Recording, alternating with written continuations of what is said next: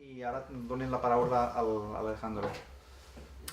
Pues gracias, buenas tardes. Y también en primer lugar yo quisiera agradecer esta invitación de este convento Santa Catarina Virgen y Mártir a hablar precisamente también sobre el Rosario. Es para mí una alegría, después de tantos años estudiando este convento, poder hablar en él por fin.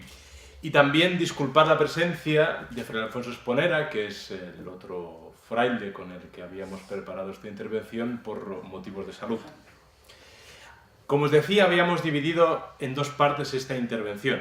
En primer lugar, yo me disponía a explicar muy brevemente algunas de las características de la Cofradía del Rosario y el convento barcelonés, y posteriormente Fray Alfonso se hubiera centrado en una de las obras artísticas más destacadas que la misma produjo. Evidentemente, hoy yo seré el encargado de ensamblar y explicar ambas partes. Y empezaremos hablando un poco sobre esta cofradía, en este caso en el convento de los frailes, esta cofradía del Rosario. Y es que la presencia en territorio catalán de la Orden de Predicadores fue una de las más tempranas a nivel temporal dentro del contexto peninsular, y una de las más significativamente prolíficas. La fundación del convento de Barcelona se sitúa en 1219, pero desde 1218 a 1605 se fundaron un total de 20 conventos en el Principado. Además es interesante ver que cada convento tenía una peculiaridad. Había conventos especialmente de reforma, especialmente dispendiosos o especialmente de estudio. Y es interesante que el único convento que podía hacerle un poco de sombra al de Santa Catalina siempre fue el convento de Gerona. Ya desde la Edad Media, el cenobio condal acogía un buen número de cofradías, hermandades y congregaciones, con las que tenía, eso sí, una vinculación bastante diversa. En algunos casos se trataba de instituciones completamente vinculadas a la Orden de Predicadores, como parte de su programa evangelizador y devocional. En otros, simplemente se había pactado acoger entre sus muros a dichas organizaciones de fieles. En el caso de la Cofradía del Rosario, fue uno de las del primer grupo, siendo además una de las plataformas más importantes con las que contaba el cenobio para relacionarse con la sociedad barcelonesa de la época y para difundir su carisma. De hecho, se ha venido afirmando que las cofradías que centraron la piedad general del pueblo en la Cataluña moderna fueron tres: la del Rosario, la de la Minerva y la de las Almas del Purgatorio. La primera tuvo en el convento barcelonés uno de los puntos más destacados de irradiación para toda Cataluña. No conocemos con exactitud el año en que se fundó la cofradía, y ahora todavía menos si pensamos que primero se fundó en Montesión. Pero para su buen gobierno encontramos unas primeras ordenaciones en 1592, hechas por el prior de la cofradía en aquel momento, Fray Joan Guasch. Un detalle revelador de su integración en la dinámica conventual, no exenta de roces y polémicas durante toda su historia, es que en abril del 1710 se le dio un aposento dentro de la clausura del convento. Además, sus miembros podrían concebirse como uno de los diversos chetus que componían la sociedad conventual, comprendida en un sentido amplio. Prueba de ello es, por ejemplo, que en marzo de 1727 sufragaron uno de los días de fiesta con motivo de la canonización de Santa Inés de Montepulciano, corriendo los 7 restantes respectivamente, uno a cargo del maestro de la orden, otro a cargo de Fray Rafael Figueroa, que era el socio para las provincias españolas en aquel momento, otro hijo del convento, otro a cargo de los legos al servicio del maestro de la orden en Roma, el tercero por la tercera regla, el quinto por los sacerdotes del convento, otro por la comunidad conventual, otro por la sacristía y el último por los hermanos legos que cuidaban de la capilla de dicha santa en la iglesia conventual. Otra prueba de su importancia e integración era lo suntuoso de sus instalaciones. La descripción de la capilla de la Virgen del Rosario del convento no deja de ser magnífica. La imagen que se ofrecía a la veneración era la esculpida en mármol blanco por Tomás Orsolino y regalada por San Pío V, que era incluso la imagen que llegó a estar en el retablo de este convento hasta el 1936. Y entre otras joyas, en la misma capilla se custodiaban 4 cuadros de 9 pies de longitud representando misterios de la vida de Cristo que había pintado Antoni Viladamot, y una gigantesca Pentecostés también firmada por el mismo pintor. Las dos fiestas principales de la cofradía se llevaban a cabo el primer domingo de mayo y el primer domingo de octubre, culminando ambas en una solemne procesión. De forma excepcional, también se podían llevar a cabo otras procesiones, como la organizada a instancias de las autoridades ciudadanas, es decir, a instancias del ayuntamiento de la ciudad, el 5 de julio de 1713, 20 días antes del comienzo del sitio de la ciudad por las tropas borbónicas y en pleno desenlace catastrófico de la Guerra de Sucesión. También se realizaban procesiones conventuales o menores todos los primeros domingos de mes y se cantaba la salve los sábados. Además se tenía la práctica de distribuir velas bendecidas a los que las pidan y están en la agonía de la muerte, y las que arden al tiempo de rezarse cada día el Santo Rosario, en el que asiste muchísima gente. Nos centraremos aquí, por ejemplo, en la fiesta celebrada el primer domingo de mayo, la segunda fecha escogida para celebrar esta fiesta, a la cual se le daba el nombre de la fiesta de la Rosa, la Festa de la Rosa. Su popularidad en la Barcelona de la época era inmensa, y su correspondiente procesión, uno de los acontecimientos religiosos más destacados en todo el año litúrgico barcelonés. En ella se llevaba a la imagen de la Virgen en andas. Sus portadores, desde 1779, vestían trajes, como dicen los coetáneos, con los que usan en lo nostre convent de la Minerva de Roma, es decir, en la Curia General de la Orden. También lo acompañaban 7 doncellas vestidas de monjas dominicas, a excepció que portaven l'obel de tafetà de color blau y una corona de flors naturals al cap. La procesión recorría las calles del barrio y gozaba del aplauso y de la colaboración de toda la vecindad. Un tema interesante es preguntarnos sobre cómo la cofradía recogía fondos para aquellos en suma costosos actos. Como nos ha dicho la profesora, las cofradías siempre han tenido problemas económicos, por lo que parece. Y la cofradía de Barcelona celebraba a este fin anualmente, al menos desde el siglo XVII, lo que llamaban una extracción, que es una suerte de lotería, y por las fechas diríamos casi una suerte de lotería de Navidad. En ella podían participar todos aquellos que lo desearan previo pago de 4 reales de entrada y 1 anualmente. El 1 de enero se sorteaban 5 premios que consistían en 100 lliures catalanes a cada un dels que eixien i després cada un d'ells feia anar la doncella que volia a la professó del primer diumenge de maig, i a cada una d'elles donava 10 lliures la confraria del Roser. El dinero que sobraba se empleaba en la cera y los gastos de la capilla de la cofradía. Es interesante constatar que el producto total de dicha extracción, ya en el año 1760, solía rondar en torno a las 2.000 libras, es decir, una suma bastante importante. Fechado en un año más tarde, en 1771, encontramos un informe enviado al Consejo de Castilla sobre la cofradía titulado Estado General de las Cofradías, Hermandades, Gremios y Congregaciones correspondientes a la ciudad de Barcelona. En él podemos indicar un par de datos interesantes y significativos. En primer lugar, vemos que a la pregunta sobre el origen de la corporación, la respuesta es contundente. Dice así: la universal en toda la cristiandad Cofradía del Santísimo Rosario, fundada por el gran patriarca Santo Domingo y propia de la Sagrada Religión, tuvo principio en esta ciudad cuando entraron en ella los padres dominicos y se considera cimentada en el real privilegio del señor rey don Jaime I, sobre el que se fundó en su convento de Santa Catalina. Es decir, no hay revisión de duda para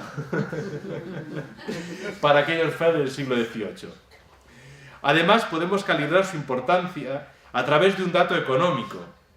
Su renta fija anual era de 99 libras y 18 sueldos, gracias a las inscripciones de 2 sueldos para la extracción anual y a los 4 sueldos anuales de los cofrades de número. Era la cofradía con la renta más alta de Barcelona, tras la cofradía del Santo Cristo de la Espina, con una renta de 174 libras, y la de San Nicolás, con una renta de 600 libras anuales. Evidentemente, ambas cofradías se situaban en el convento de los padres franciscanos, que siempre han tenido la fama de ser inmensamente más pobres que los padres dominicos. Por último, quisiera presentar un documento interesante que nos habla sobre cuál debía ser el papel que se supone debía tener el fraile blanquinegro en todas aquellas cofradías que se habían ido fundando a lo largo de la Edad Moderna. El documento se trata de una carta del tarraconense maestro de la orden Fray Tomás Ripoll, prior del convento, provincial y posteriormente socio, posteriormente otra vez provincial y posteriormente, finalmente, maestro de la orden, al conventual, esta vez del convento de Valencia, de mi casa, Fray Gabriel Ferrandis, fechada en 1738. En ella, en primer lugar, el reverendísimo le responde negativamente a su petición de ser nombrado con el inexistente grado de predicador general del Rosario. Y le dice además: de manos de su hermano recibo la de vuestra paternidad del 18 de diciembre, y quedando edificado de su buena intención y celo de promover la devoción del Santísimo Rosario, debo decirle que para eso no ha menester la patente de promotor general o predicador del Rosario, porque si tal patente y título tan inaudito puede lograr su intento, cuando sus prelados inmediatos se lo permitan. Hay que decir que detrás de estos grados, detrás de esta adquisición de grados conventuales, iba aparejado una subida de las rentas del fraile, del prestigio del fraile en el convento, del lugar del coro incluso en el lugar del refectorio, y lo que a lo mejor más le movía al fraile, a lo mejor de un dormitorio propio, una alcoba propia en la época. A continuación, le recuerda que el papel de los frailes en las cofradías no es inmiscuirse en ellas y reformarlas, ya que eso es competencia del obispo una vez que están fundadas, y continúa diciendo: y me consta los disturbios que causa al querer poner la mano en esto los frailes, a quienes toca solo el fundar y después promover solamente la devoción y persuadir a los fieles lo practiquen para ganar los tesoros de tantas indulgencias. Como se puede constatar de esta breve presentación, nos encontramos ante una cofradía del Rosario central en la ciudad de Barcelona, rica, sobrada de recursos materiales y espirituales, y plenamente insertada en el engranaje conventual y religioso del Principado catalán en la época moderna. Y es interesante lo que hablábamos anteriormente con la profesora Concepció, de que una cosa es la cofradía de Santa Catalina, pero otra cosa es que resulta que la cofradía del Rosario era la más extendida por toda la Cataluña moderna. Observando la documentación, es casi imposible registrar en todas las poblaciones, aunque sean poblaciones de 10 habitantes, pueblecitos enanos, y todos tienen su cofradía del Rosario y todos tienen esta advocación de mayor o menor medida. Incluso en los pueblos donde solo hay una cofradía, la cofradía que hay es la cofradía del Rosario. Por todo ello, creo que continuar estudiando la cofradía del Rosario en la Cataluña moderna es un trabajo que nos queda pendiente. Pero dispongámonos ya a hablar sobre la obra de arte producida por dicha cofradía que hoy nos ocupa. La estampa en cuestión actualmente se conserva en el Museo Provincial de la Provincia Dominicana de Aragón. Se adquirió en diciembre de 1983 gracias a las gestiones de Fray Claudio Solano Latorre, ante los herederos de los hermanos Parés y Bernís, que la conservaban en Can Paxán, casa pairal de los Parés en Tellà, en Barcelona, y donde probablemente había ido a parar después de la exclaustración en 1835. La estampa está íntimamente relacionada con el convento de Barcelona, siendo un monumento gráfico de la verdadera importancia, no solo por sus dimensiones, como veremos, sino también porque la técnica del buril no puede ser más perfecta y expresiva. Parecería ser que el convento adquirió las planchas y las estampó en el mencionado convento en la segunda mitad del siglo XVII.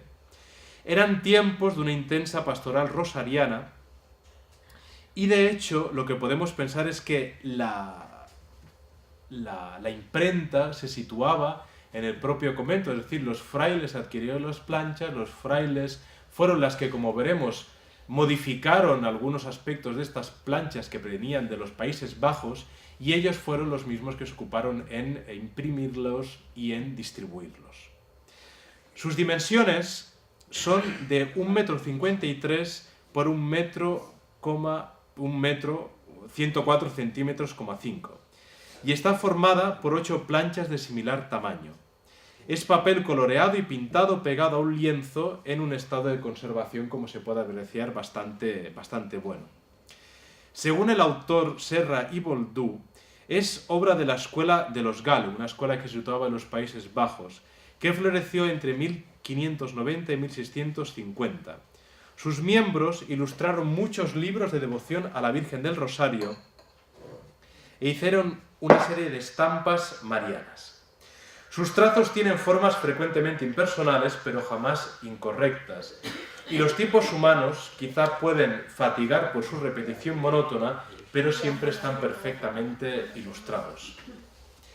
También, según el mismo autor, en la estampa flamenca original, al pie de ella aparecía una exhortatoria, y en ella había 3 líneas donde se situaría el nombre del grabador, el nombre del convento y sobre todo la fecha en que fue confeccionada la estampa original, que no nos ha llegado a nosotros. En cuanto a su datación, la datación de la que ahora nosotros podemos contemplar, la sitúa entre los primeros años del pontificado de Urbano VIII, coincidiendo con el reinado de Felipe IV, pero concretando, pienso que según los elementos que en ella misma aparecen, hay que buscarla entre los años del pontificado de Urbano VIII, 1623-1644, el reinado de Felipe IV, como hemos dicho, 1621 y 1665, y del generalato de Fray Nicolás Ridolfi, de 1629 a 1642, que era el maestro de la orden en este momento, y por tanto el que aparece su escudo en el grabado. Es decir, se situaría entre 1629 y 1642. Las indicaciones que pueden obtenerse de sus ángulos inferiores fueron incorporadas años después, cuando fue la propia Comunidad de Barcelona la que compra las planchas y la que hace una serie de intervenciones.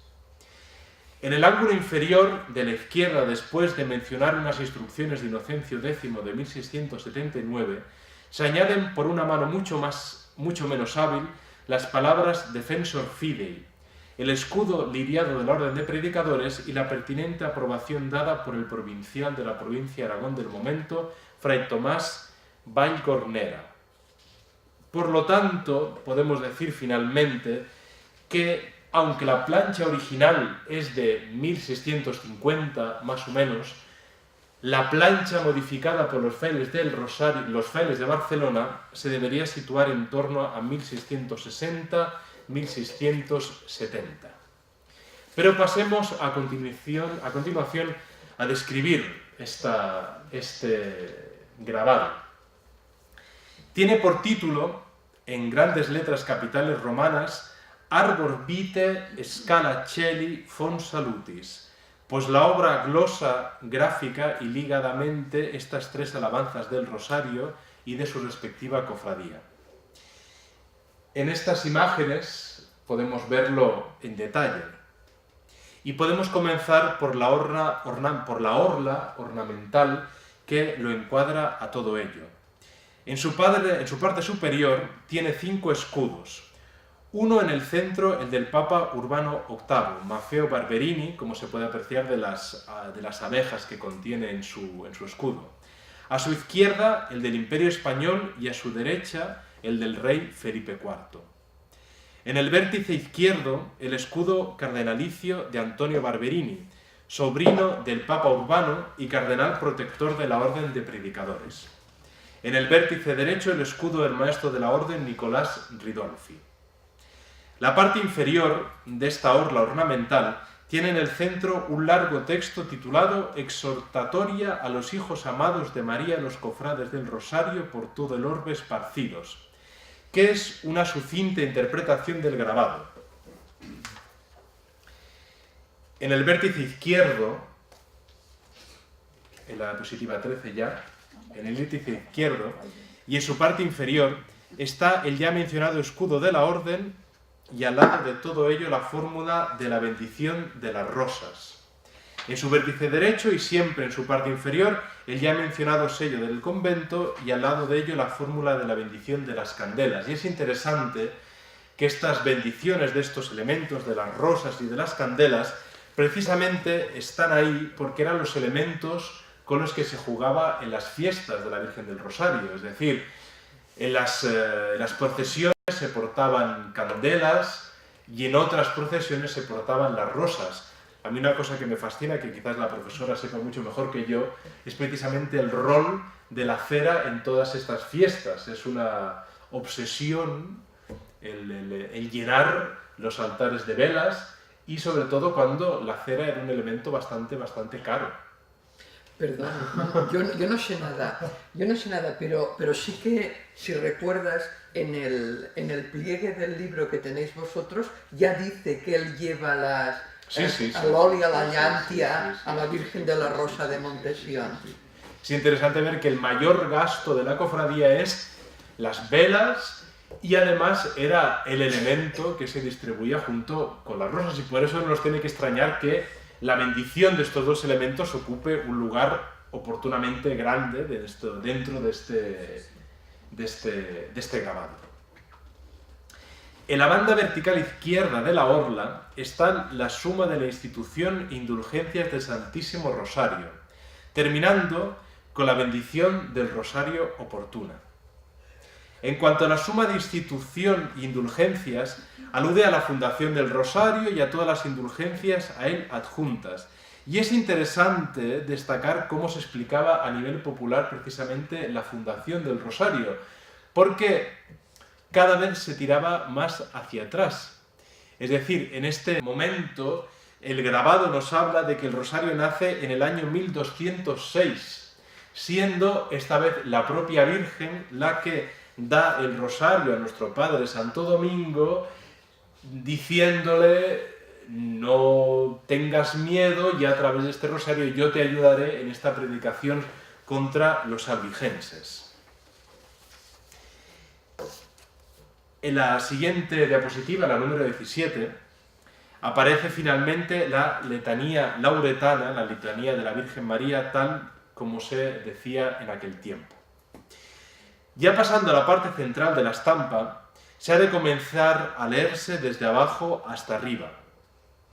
Hay dos extensas gradas, las cuales tienen en el centro una abertura con una serie de nueve bandas semicirculares concéntricas, que son los lugares de la vida ultraterrena, viniendo a formar parte de una especie de fondo cosmogónico y paralelo al cielo, que está en la parte superior, como veremos posteriormente.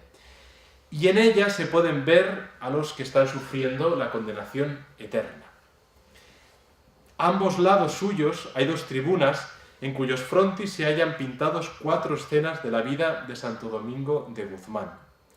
En la primera de la izquierda es su visión junto a San Francisco de la ira de Dios. La siguiente es el sueño del Papa Honorio III, en el que Domingo sostenía la iglesia que se estaba cayendo.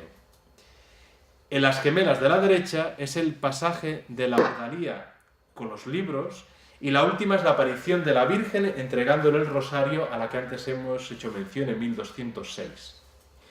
Encima de cada una de estas tribunas hay una mesa en la que está sentado un fraile dominico llevando sobre su pecho la cinta de cofrade del rosario. El de la izquierda está mostrando un libro a unos caballeros que con rosarios se le acercan respondiendo a la invitación que se les hace a través del cartel que dice: vengan a escribirse en el libro de la vida, como bien lo recordaba la profesora. Y en el lado derecho está inscribiendo en el libro de la cofradía a un grupo de mujeres que con rosarios también se le acercan. A sus espaldas el cartel completa al anterior al decir: y quedaréis escritos en el corazón de María, pues que María por Domingo y sus hijos convida. El mencionado muro que está detrás de estos grupos de personas tiene en su mitad un portal. Custodia la puerta en el centro de ella el beato Miguel de Fabra, con una espada flamante y un escudo con precisamente el escudo de la Orden de Predicadores de gran tamaño. Pero, ¿por qué esta presencia de este beato? Recordemos un beato tradicionalmente vinculado al convento de Valencia. Quizá porque este fraile fue uno de los primeros que envió Santo Domingo a las tierras catalanas y, según la leyenda y según el Lumen Domus, fue de los que participaron en la fundación conventual en 1219. Es todo ello un símbolo. El señalado fraile, soldado de lucha del mundo de las almas y con el rosario por escudo, está a la puerta del recinto espiritual donde los devotos son admitidos en virtud de su inscripción en la cofradía, en el libro de la vida de la cofradía, defendiendo la entrada contra las malvadas fuerzas que palpitan en los semicírculos inferiores. Una vez dentro del cercado, los cofrades están en condiciones de alcanzar todas las gracias que del rosario provienen. Aquí comienzan a tomar forma gráfica y a alzarse los 3 títulos de la estampa en relación con el rosario, es decir, árbol de la vida, escala del cielo y fuente de la salvación. Por ello, en medio de la estampa se ve un grueso tronco de un rosal, del cual brota un chorro de agua y en el que se apoya una escalera de mano de madera con los 15 escalones. El agua cae a un pozo con su brocal y en el que pone pozo de aguas vivas, de donde es sacada y echada a una balsa en la que pone alberca llena de bienes. Por un lado aparece nuestro Padre Santo Domingo, que está a la izquierda, y un fraile un poco más abajo ofrece dicha agua de aquel pozo a papas, cardenales, obispos, emperadores, reyes y demás altos personajes, mientras el otro dominico les ofrece a ellos mismos rosarios. Al otro lado de la balsa, otro dominico, con el nimbo de santidad, quizás el beato Alano de la Roche, reparte rosarios a mujeres de diversas clases. En el fondo de este bloque es un paisaje costero marítimo con una torre en la que hay una escuadra de galeras a izquierdas y derecha. Evidentemente está haciendo alusión a la batalla de Lepanto. Y los carteles de la izquierda indican que se trata de esta misma batalla, diciendo: mirad la victoria de Lepanto, fruto es del Rosario de María. Así la Iglesia lo dice. El bloque siguiente es el configurado por gruesas ramas que brotan del gran tronco del rosal. Sobre cada una de las 2 inferiores están los variados bustos de prelados dominicos. En el de la fila superior a la izquierda están los bustos de 4 cardenales dominicos y 2 papas de la misma orden. Por otra parte, cada uno de los 15 escalones de la señalada escalera tiene el título de los misterios del Rosario y encima una representación del mismo misterio. Y esta escalera termina a los pies de Nuestra Señora del Rosario, con las cuentas del 5º misterio glorioso que están pendientes de ella, junto con las cuentas finales del Rosario, es decir, el Padre Nuestro, las 3 Ave Marías, el Gloria y la Salve, que llegan hasta el pecho de la Virgen. Arriba de la fila superior de los bustos de los mencionados prelados dominicos están las esferas siderales tal y como se concebían en aquel siglo, es decir, aire, fuego, luna, mercurio, sol, Marte, Júpiter. La octava esfera en la cual están todas las estrellas fijas y la primera móvil. Esta figuración está limitando el espacio también de las esferas que habíamos visto a los pies del rosario, de los pies de la estampa. Encima del cual hay un muro o almohadilla con los cartones en los que están escritas las excelencias del rosario, lo que llama el Víctor del Rosario de María, es decir, los vivas. Y me gustaría, ya para acabar, decir algunos de ellos que son bastante curiosos, ver cuáles eran los vítores de los que se hablaba cuando se mencionaba a la Virgen del Rosario.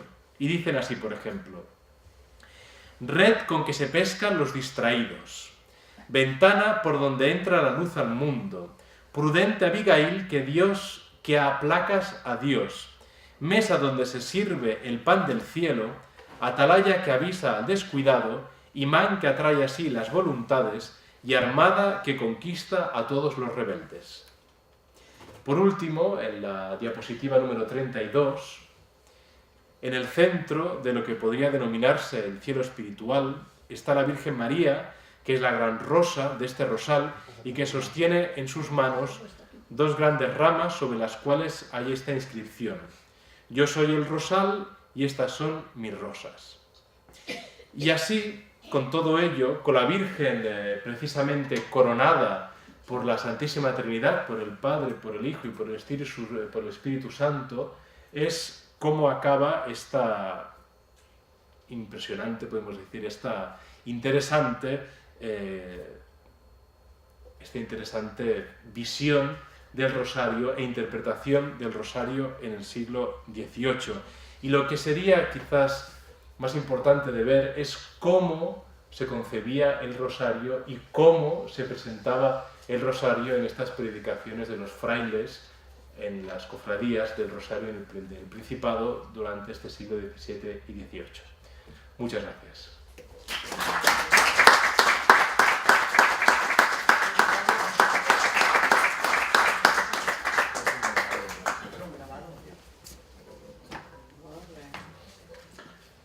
Bueno, después de esta explicación, y donde vemos que una imagen vale más que muchas palabras, ¿qué harían en aquella época si hubieran conocido el cine?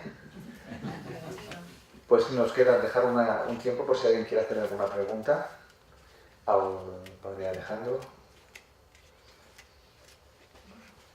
¿El grabado con que se hizo la lámina era madera? No, el grabado con que hizo la lámina era metal. Vamos, yo no soy un especialista en grabados, pero creo que las planxes eran metàl·liques sempre. Doncs ja podem acabar i tots recordant el nostre compromís amb el rosari. Ja sabem que encara en aquesta casa, en aquesta església, continuem rezant el rosari tots els dies de la setmana de dilluns a divendres, i a més que aquest any enguany ho fem cada dia amb unes intencions especials que diem que és el rosari per la pau. Cada dia de la setmana ens recordem alguna necessitat, alguna dimensió que precisa també de la intercessió de la Mare de Déu i de la pregària de tota l'Església.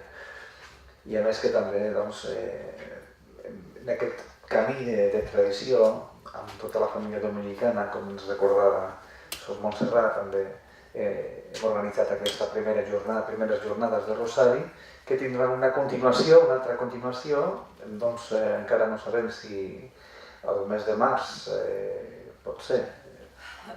Tot i depèn de l'agenda del pare Alejandro, que correspon fer la segona part de la primera jornada del Rosari, on es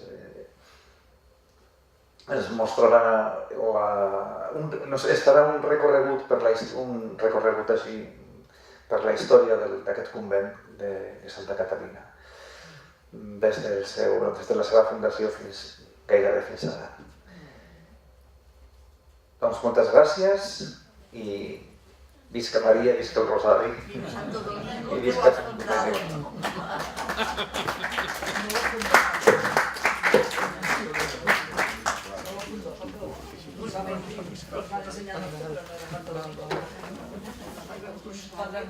Muy interesante.